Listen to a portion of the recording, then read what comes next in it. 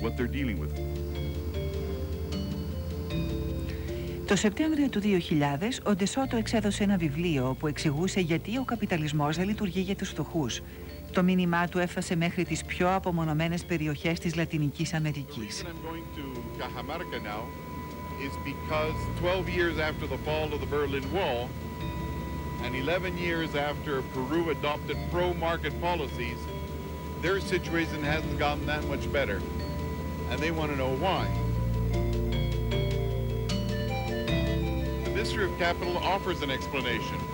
It says that the system per se works in the West, but that in our country, like in much of the Third World, it isn't functioning because we have missed some of the crucial elements that the Westerners had in the 18th and 19th century, like property rights, without which the system cannot function.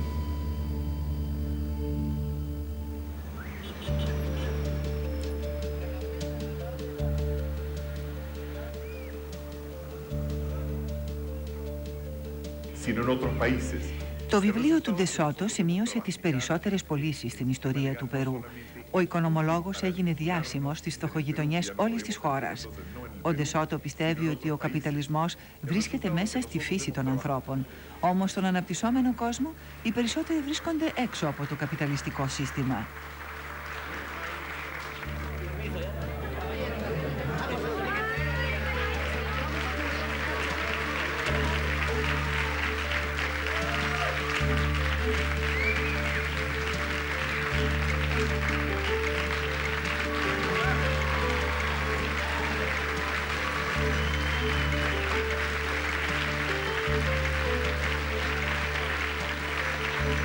Peru, like in every other developing and former communist nations, people on the ground, with or without a property law, have basically agreed on the distribution of assets among themselves. You go to any of the places we've been to, the hinterland of Egypt, of the Philippines, of Haiti, where there is no official law that is actually in place or being enforced, but there is another law in place. You step on somebody's territory and somebody comes up and says, get off my territory, whether there's a law or no law. You walk down the street and you walk into a garden and the dog starts barking, and you start finding out that that dog is defending a consensually agreed determination of possession rights throughout a certain area. So there are property systems in place. The important thing is that they're illegal. They're extra legal, to be more precise.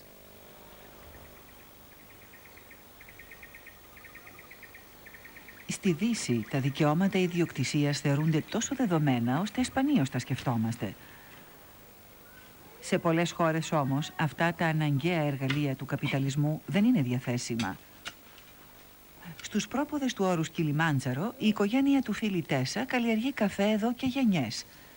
Τον πουλάει απευθείας στην παγκόσμια αγορά. Κι όμως, όπως πολλοί στον αναπτυσσόμενο κόσμο, δεν μπορεί να αποδείξει ότι αυτή η περιουσία του ανήκει. 27, network 26. Who owns the land around here? The land is our property. We bought it from a farmer who was willing to sell to us. So we bought this land, although we don't hold any title for the ownership, but it's our property. How can you prove that it's your property? Because I'm here. I was the person who bought it, and the person who sold it to me is also around here.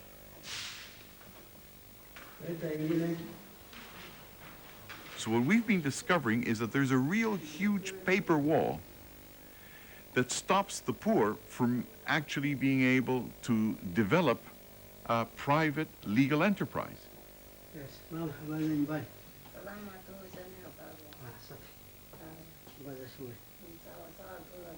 Χωρίς δικαιώματα ιδιοκτησίας, οι απλοί άνθρωποι στις αναπτυσσόμενες χώρες δεν μπορούν να πάρουν δάνεια, να υποθηκεύσουν ή να ζητήσουν πίστοση. Βρίσκονται εκτός καπιταλιστικού συστήματος και η παγκόσμια αγορά απλώς τους προσπερνάει. So this is a time of crisis for the cause of capitalism worldwide, because for the moment it has only meant giving the elites of developing countries additional opportunities and not being able to get down deep into where the real majority interests of people in any developing country are, which is among the poor.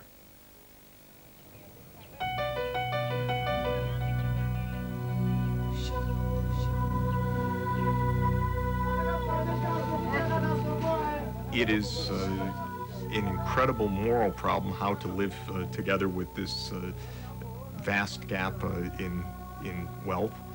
It's also an incredible intellectual problem. It's what development economists such as myself spend all our time thinking about. Why is the gap so large? What can be done to help the poorer countries narrow the gap? It's a very tough question.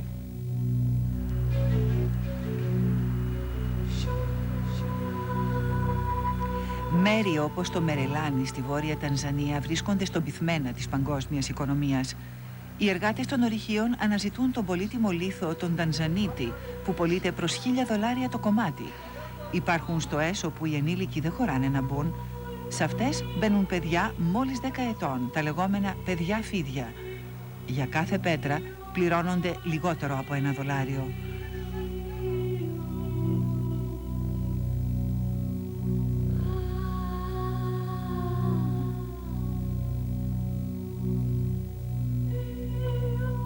Oliver Twist has come to town, and he's poor, and he's got a TV set, and he's able to see how you live. As compared to how he lives, he's going to get very angry. So either you show him a capitalist route to do it and integrate him, or he's going to find another ideology. And the fact that today there is no more a Kremlin that is organizing revolt doesn't mean that they're not going to find another capital. Because when these things happen, when people are unhappy and rebel against the system, they'll find another locus of power very, very quickly.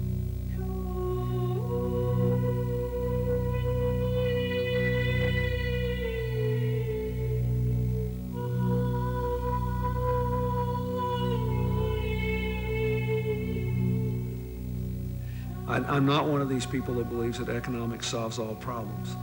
But if people know they're taking care of their children, and if they have a personal interest in maintaining the peace, it's just easier for them to manage life's difficulties.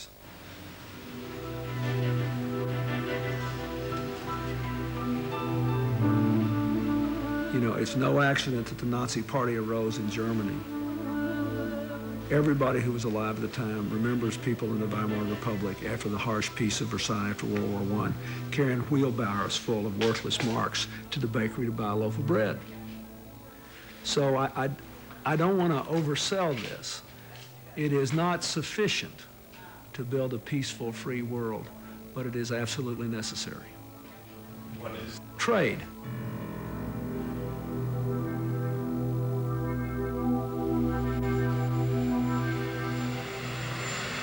Στον τελευταίο του λόγο σχετικά με την εξωτερική πολιτική πριν την αποχώρησή του, ο Μπιλ Κλίντον επεδίωξε να καθορίσει τις προκλήσεις της παγκοσμιοποίησης. Πήρε το προεδρικό αξίωμα λέγοντας ότι το ελεύθερο εμπόριο θα ωφελήσει την Αμερική. Έφυγε, υποστηρίζοντας ότι ήταν ζωτικής σημασίας η διατήρηση της ειρήνης στον αλληλεξαρτημένο κόσμο. First, let me say, I think it's quite important that we unapologetically reaffirm a conviction that open markets and rule-based trade are necessary proven engines of economic growth. Now, I know that many people don't believe that. And I know that inequality, as I said, in the last few years has increased in many nations.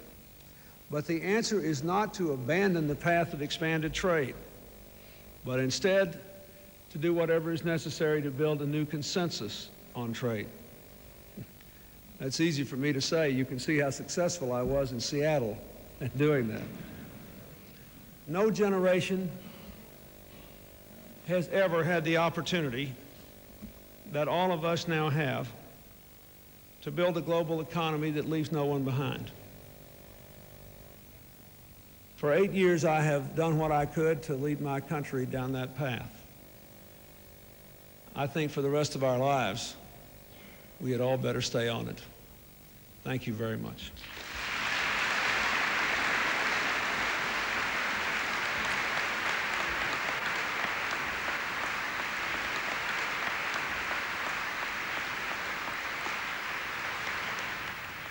Η πολιτική της Ουάσιγκτον για το ελεύθερο εμπόριο πέρασε από την κυβέρνηση Κλίντον στην κυβέρνηση Μπους χωρίς διαφορές.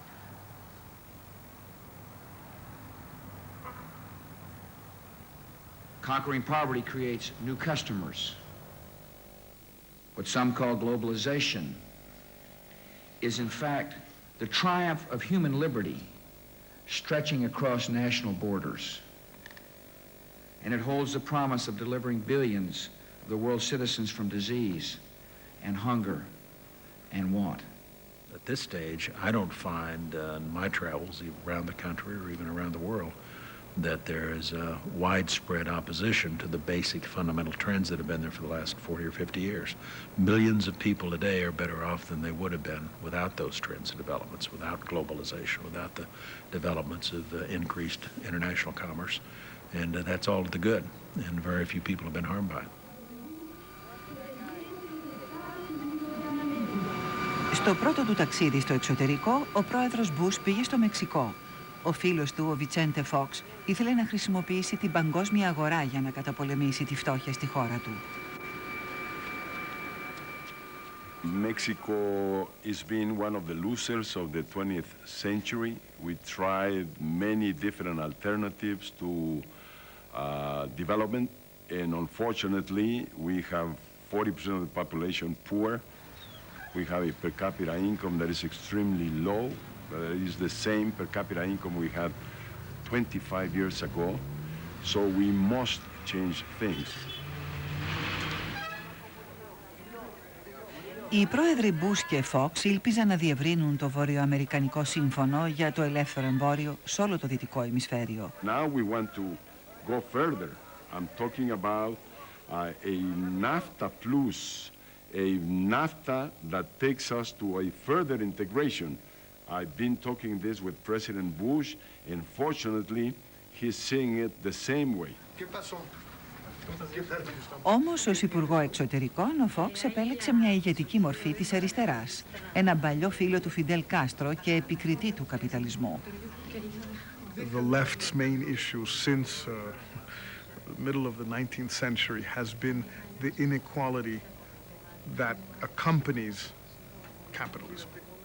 There is probably more inequality pressing against society today than before, within rich countries, within poor countries, and between rich countries and poor countries.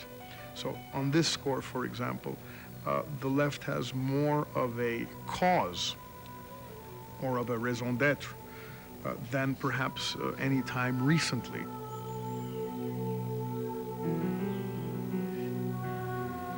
Οι πρόεδροι Φόξ και Μπούς συναντήθηκαν εκ νέου στο Κεμπέκ, σε μια συνάντηση κορυφής 34 δημοκρατικά εκλεγμένων προέδρων από τη Βόρεια και τη Νότια Αμερική. Οι ακτιβιστές κατά της παγκοσμιοποίησης έβαλαν στο στόχαστρο τη συνάντηση κορυφής.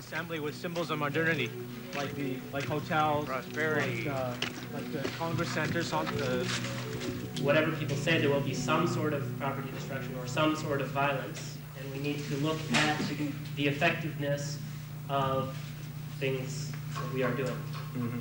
The way that the division is played out is very abstract.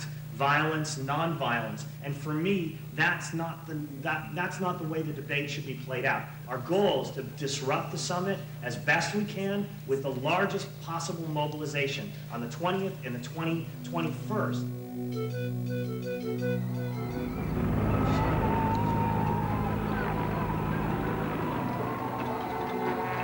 Στο πρόγραμμα της συνάντησης περιλαμβάνονταν το εμπόριο, η φτώχεια και οι νέοι κανόνες του παιχνιδιού. Οι οργανωτές απομόνωσαν το κέντρο της πόλης. Κατά την άφιξη του Πρόεδρου Μπούς και των άλλων ηγετών, οι διαδηλωτές προσπάθησαν να σπάσουν τον κλειό.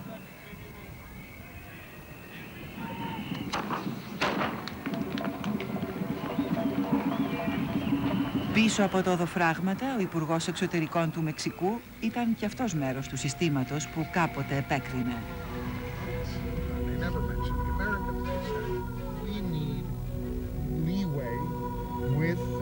To show that we can get results.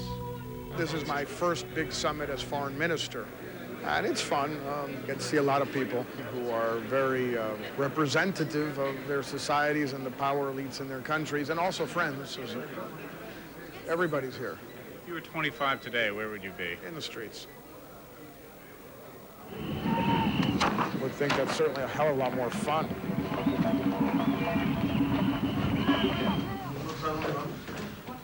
Όπως ο Χόρχε Καστανέντα, οι περισσότεροι από τους συνομιλητές προέρχονταν από αναπτυσσόμενες χώρες που είχαν ασπαστεί την παγκοσμιοποίηση. Ο Καστανέντα επιθυμούσε περισσότερο εμπόριο. Ήλπιζε να μειώσει το χάσμα μεταξύ πλουσίων και φτωχών στον αναπτυσσόμενο κόσμο.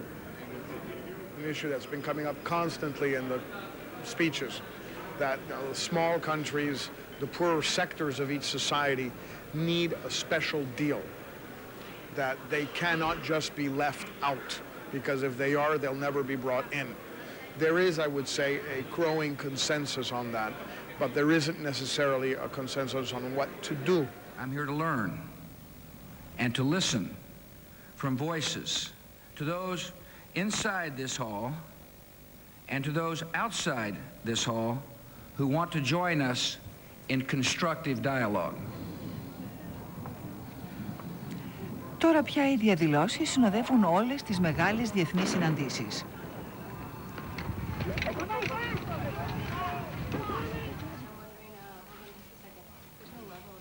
Οι οργανωτές των διαδηλώσεων χρησιμοποιούν όλο και περισσότερο εξελιγμένα μέσα, όπως το διαδίκτυο και άλλα εργαλεία της παγκοσμιοποίησης, για να ρίξουν το σύστημα.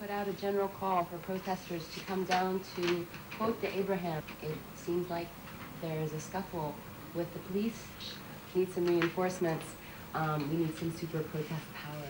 So we travel around the country and we set up these web streams. Wherever there's a minor or major demonstration, wherever people want this to be set up, we'll help them. And so if we can provide alternatives, if we can provide criticisms that come from the streets and represent a diversity of people, then I think there's a possibility of success. And that success would be, you know, burning the free trade area of the Americas. That success would be disbanding the WTO. That success would be removing the power from the top 1% of the world's population. The protesters, by staking out an extremist position, make a more regulatory position more centrist. And that's fine. Perhaps that's not what they want, but that's too bad. You don't always get what you want, and you don't always know who you're working for. But I do think that the protesters are natural allies of people who believe that there are things that should be done to manage world trade in a certain way.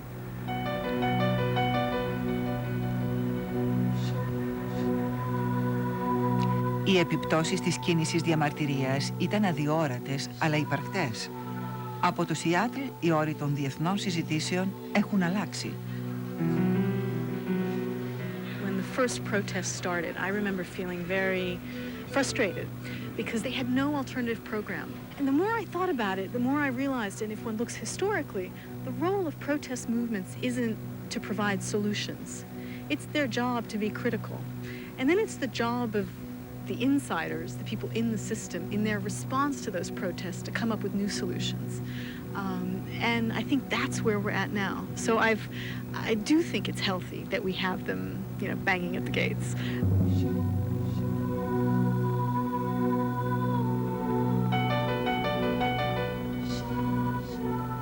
I would say this, they care about legitimate problems, but they have the wrong diagnosis.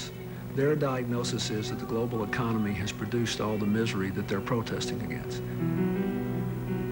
On the other hand, you cannot have a global economy without a global social response, without a global environmental response, without a global security response. It's unrealistic to think you can. And that's basically the next big challenge, is making this interdependent world of ours, on balance, far more positive and negative. And the extent to which we succeed in doing that will determine whether the 21st century is either marred in its first 50 years by terrorism of all kinds across national borders and more racial and religious and ethnic strife and tribal strife in Africa, or whether it becomes the most peaceful and prosperous and interesting time the world's ever known.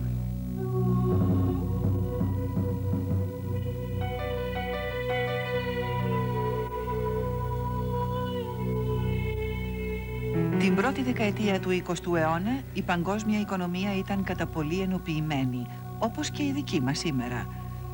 Η εποχή της παγκοσμιοποίησης τελείωσε στο Σεράγεβο το 1914, όταν η σφαίρα ενός τρομοκράτη πυροδότησε τον Πρώτο Παγκόσμιο Πόλεμο. Την επόμενη της 11ης Σεπτεμβρίου φαινόταν δυνατό ότι η ιστορία μπορεί να επαναληφθεί.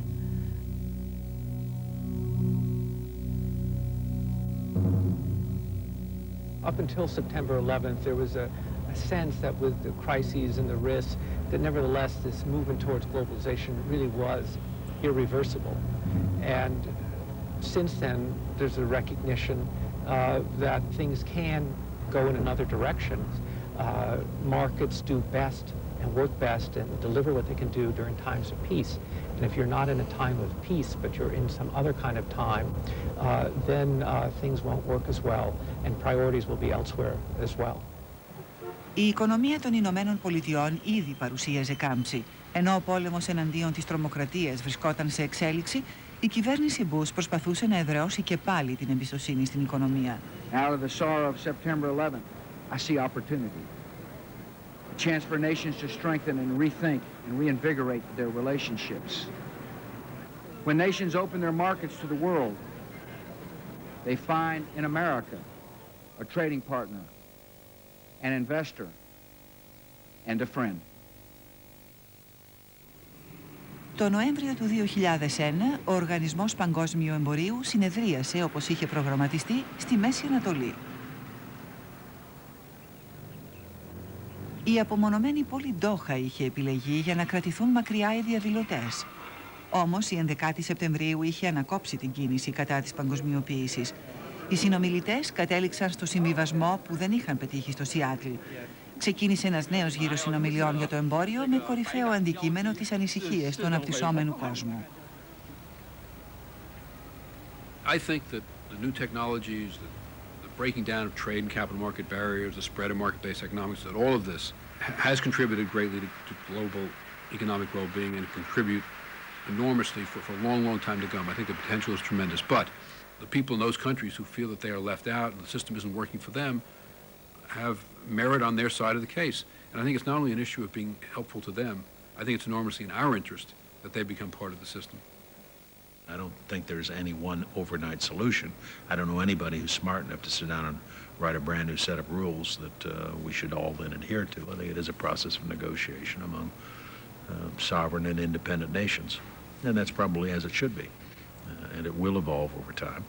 And I do think we learn from our mistakes. But the idea that there's some sort of basic right way to do it out there and there's one individual or group who've got all the answers, I'd be deeply suspicious of that notion.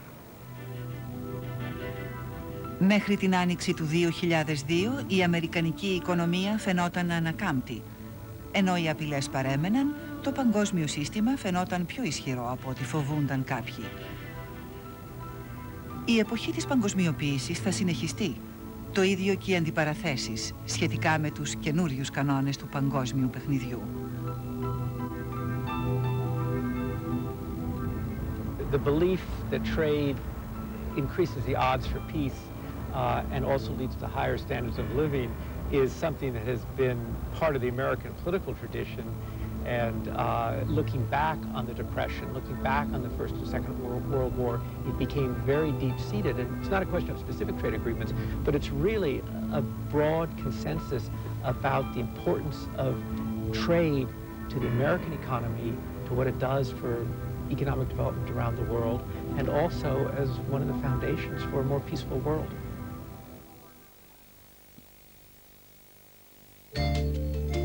Αφήγηση Αθηνά Σωτηροπούλου. Μετάφραση Χαρά Λιανού. Μίξη ήχου Βασίλης Βασιλάκης.